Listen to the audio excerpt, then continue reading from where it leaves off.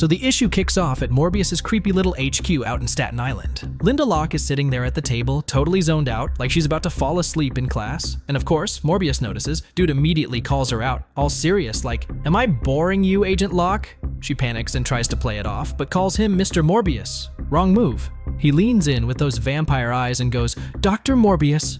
She tries again. "Dr. Morpheus?" Like she's mixing him up with the Matrix, and he's just staring daggers at her until she finally gets it right. After that embarrassment, Linda just throws her hands up and admits it. She's not a research type. She's not built for charts and lab coats. She's more of a punch monsters until they stop moving kind of girl. And honestly, respect.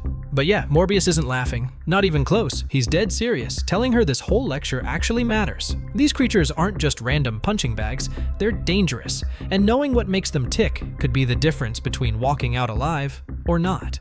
Then he pulls out her field reports, and here's the kicker. He's noticed she hasn't exactly been doing this solo. Nope, she's been leaning hard on Spider-Man to bail her out, and boom, that name hits her like a truck. Suddenly, she's not even in the room anymore. She's replaying that kiss. You know the one. She's all dreamy-eyed, thinking about how much she misses him, even though he acted like a total goober the last time they talked. Classic Linda. But Morbius? He shuts that down real fast. He's like, "Snap out of it, Locke. This mission is bigger than your little crush."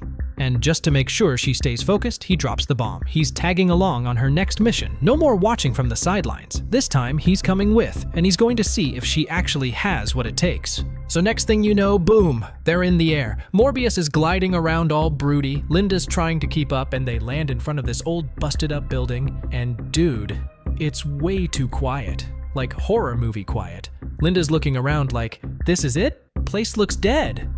But Morbius? He's got that cold, creepy vibe going and just says, "Yeah, this is exactly where I wanted you."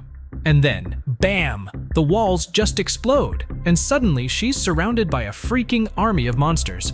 Claws, fangs, the whole deal. Linda's first reaction is to yell for help. But here's the kicker. Morbius doesn't even move. He straight up tells her this isn't a mission, it's a test. Basically like, you lean on Spider-Man too much, time to prove you can survive without him. And then he just leaves her there, alone.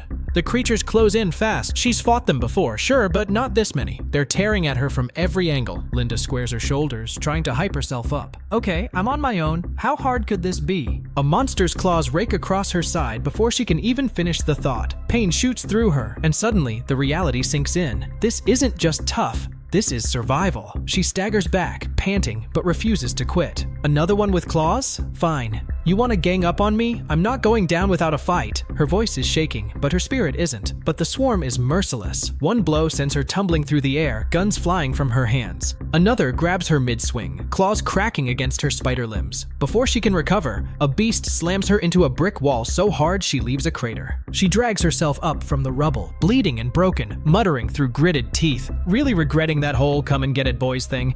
Do you guys accept takesies backsies? The monsters don't laugh, they roar. She pulls a gun, unloading shot after shot, but the bullets just ping harmlessly off their hide. They keep coming. Linda grits her teeth, launching herself forward with a kick that cracks across one of their jaws. So you've got impenetrable skin too? Great.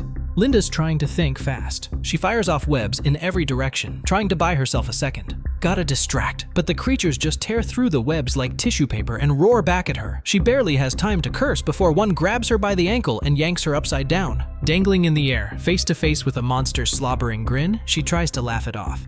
Okay, yeah, this isn't ideal. A second later, she's slammed headfirst into the dirt. And the worst part? One of the biggest monsters rears back, fists glowing with fire. She's on the ground, scrambling, whispering, "No, no, no," as the thing brings its blazing hands down. The blast sends her flying like a ragdoll, crashing into the pavement with a sickening thud. Before she can breathe, claws rip across her side, tearing through her suit. She gasps in pain, clutching her ribs, but there's no time. The horde is already on her again. "Stay back," she shouts, but they don't. They pile onto her, dragging her down, fangs snapping inches from her face. Linda screams as one clamps around her, trying to crush the life out of her, but she's not done. With a burst of desperation, she drives her fist right into its jaw, forcing herself free. She stumbles back to her knees, gasping, "How do I—" Her voice cracks, her body's shaking, but somehow she gets back up. Her costume is shredded, blood streaking her side, but her eyes burn with fire. Backed against the wall, chest heaving, she glares at the monsters and spits out through gritted teeth, "Okay, now you guys are really in trouble?" And that's where this issue leaves us. So what do you think happens next? Does she pull off the impossible? Or is Morbius about to regret leaving her as bait? Drop your thoughts in the comments, I'd love to hear your theories. And hey, if you enjoyed this breakdown, don't forget to hit that like button, subscribe, and ring the bell so you don't miss the next part.